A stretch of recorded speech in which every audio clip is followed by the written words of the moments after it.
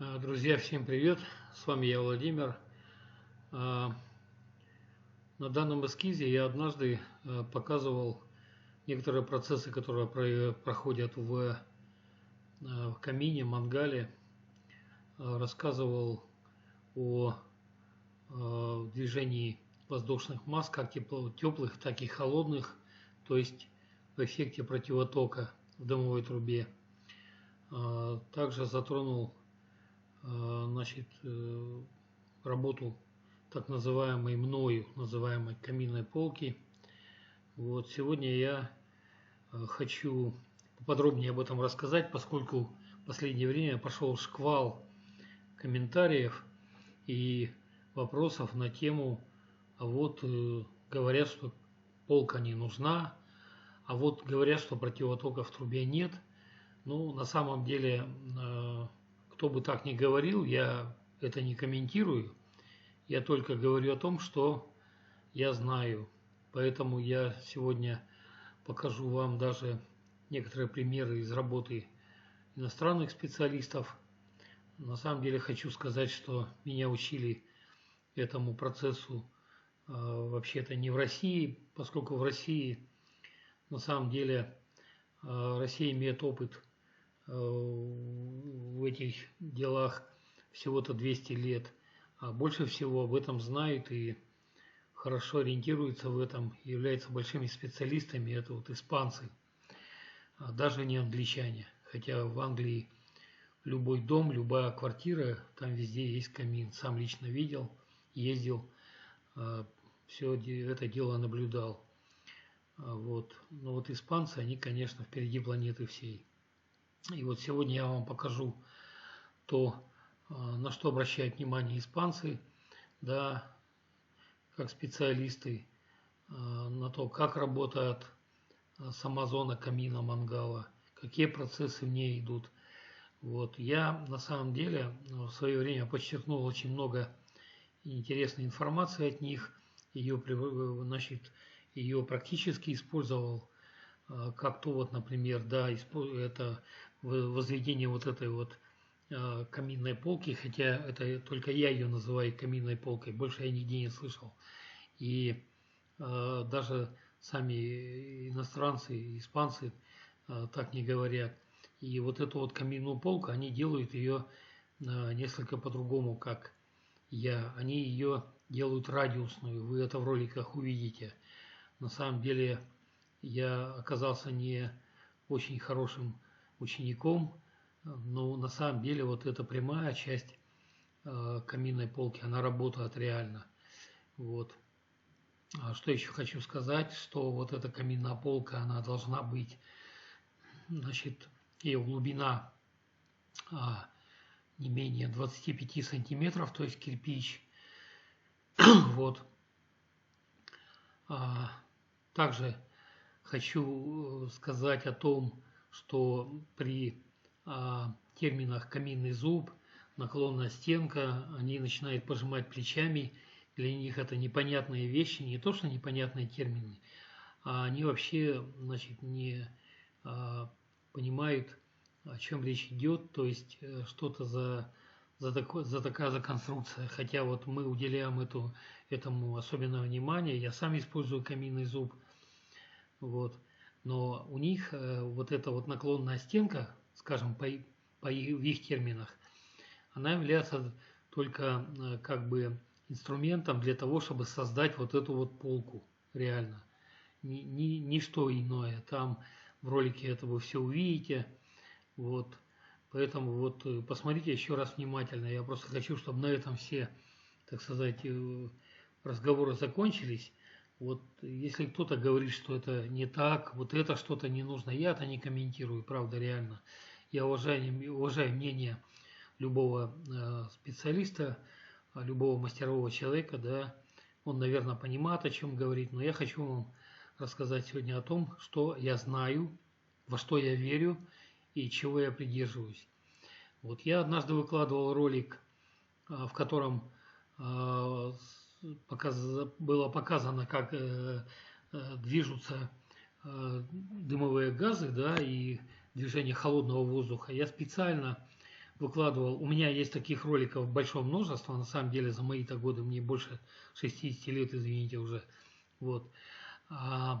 Я взял ролик чужого человека, заказчика, у которого была проблема с работой мангала, и я его просил залезть на трубу для того, чтобы вот лоскутом бумаги вот это все проверить, посмотреть, как оно движется, работает, оно не работает. Вот это, так сказать, будем говорить, не постановочный момент, а именно вот это сделал совершенно чужой человек, и тем самым как бы этот ролик доказывает, что противоток в трубе, то есть движение холодного воздуха, движение горячих газов реально существует. Вы же форточку в доме, даже при закрытых всех окнах и дверях открываете, вам ведь фейс сразу ударяет холодный воздух, и так ведь не только вот масса теплого воздуха выходит наружу. Дело в том, что холодный воздух, он тяжелее теплого воздуха, ну, в разы, естественно, если не десятки и сотни раз.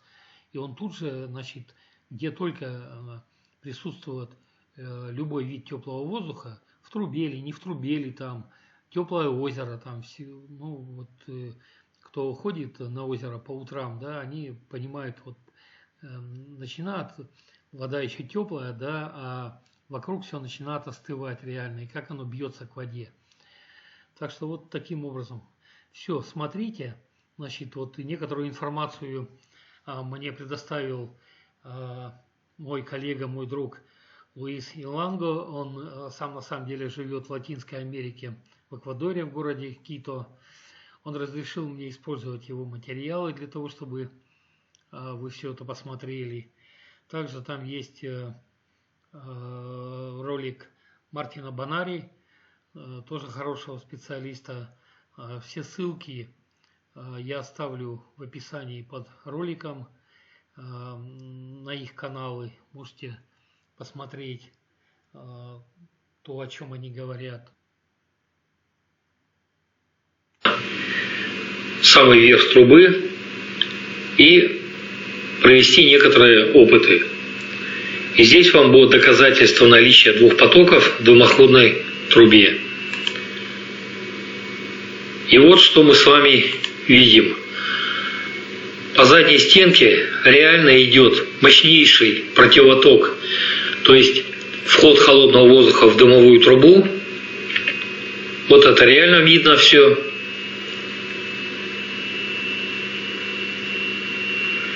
И вместе с тем в зоне передней стенки идет мощнейший выхлоп горячих газов из дымовой трубы.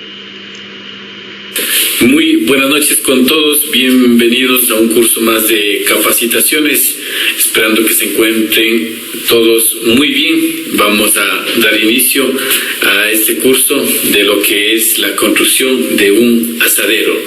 Hemos venido ya dictando varios cursos, ¿no?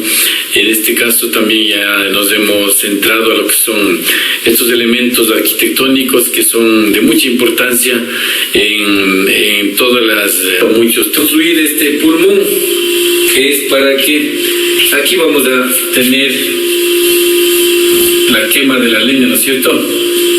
Donde vamos a tener, vamos a asar la carne. Entonces comienza a salir el aire caliente o el humo hacia arriba. ¿Y qué pasa también? Vamos a tener el aire frío, compañeros, que va a ingresar desde la parte de arriba. Aires descendentes también se llama, ¿no? Aires ascendentes y descendentes. Entonces se va a dar la vuelta aquí, choca en el pulmón y va a subir, se va a juntar con el aire caliente y se regresa hacia arriba. Esa es la función que hace el pulmón, compañeros. Si no tenemos construido esto, no sirve de nada, porque ahí va a salir el aire caliente y también va a ingresar el aire frío. El segundo problema que puede presentar, esto es una cámara de humo, ¿ves? Esto funciona de la siguiente manera.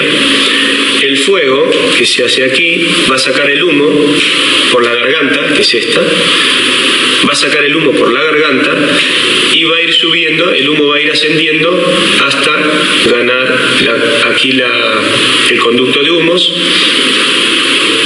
hasta ganar el exterior. Pero ¿para qué se hace esto? Que esta curva se llama pulmón y sirve para que el aire descendente, porque ingresa aire por el hueco, ingresa aire frío, y como el aire caliente es más liviano, el aire caliente sube y el aire frío desciende.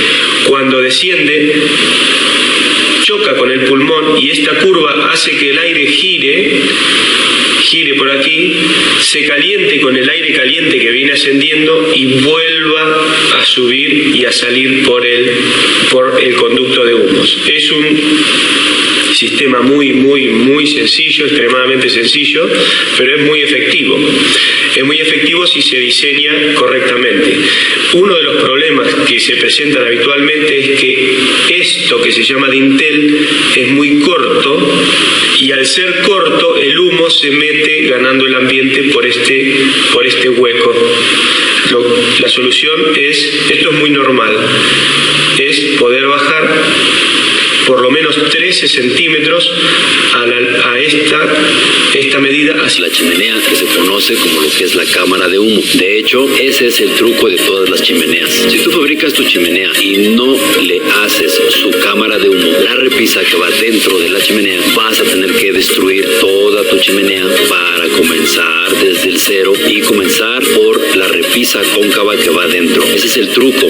Tú observas aquí lo que son las medidas. Las medidas son 15 centímetros de ancho. El ancho de la chimenea es lo que mide donde va la boca del fuego. 5 centímetros de profundidad, lo que es el área cóncava de la repisa. 15 centímetros de ancho, como te dije. Y el área por donde debe de salir el fuego es de 15 centímetros la abertura de la campana a la repisa. Si tú logras esas medidas, vas a poder tener lo que se conoce como lo que es la cámara de humo, que sube el aire caliente y baja el aire frío que va entrando desde la boca de la chimenea. Y de esa manera hace un efecto como aspiradora. El fuego se va hacia arriba, el humo también, y nada se viene hacia afuera. Y ese es el chiste de tener una chimenea que funcione para que cuando la enciendas no se venga. Y terminamos el pulmoncito.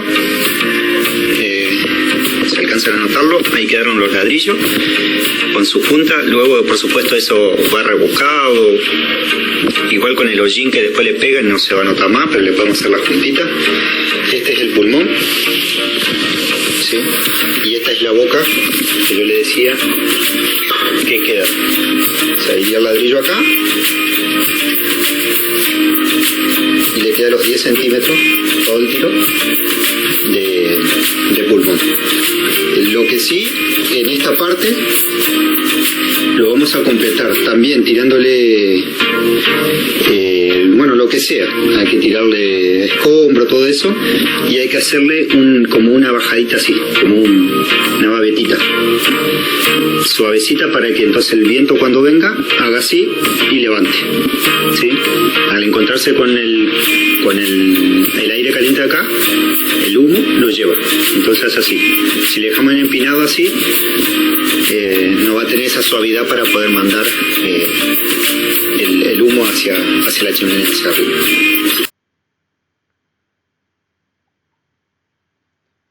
Ну вот, друзья, примерно вот так то, что вы увидели, вот то, о чем говорят специалисты. Конечно, я забыл вас сразу предупредить, что перевод, вот этот, субтитры гугловские, они, безусловно, даже не то, что не очень некорректные, они вообще некорректные, но какое-то понимание можно иметь. Так что вот примерно так все, друзья. Смотрите, изучайте, делитесь, пользуйтесь этим опытом. Я очень бы советовал обратить ваше внимание на канал сеньора Луиса Инланго, да, посмотреть то, что он подает информацию. У него целые курсы по этим процессам. Вот. Это очень интересно на самом деле. Ну и, так сказать, на окончание, как говорит наш всеми любимый Дмитрий Абзалов. Учите матчасти. Всего вам доброго. С вами я, Владимир.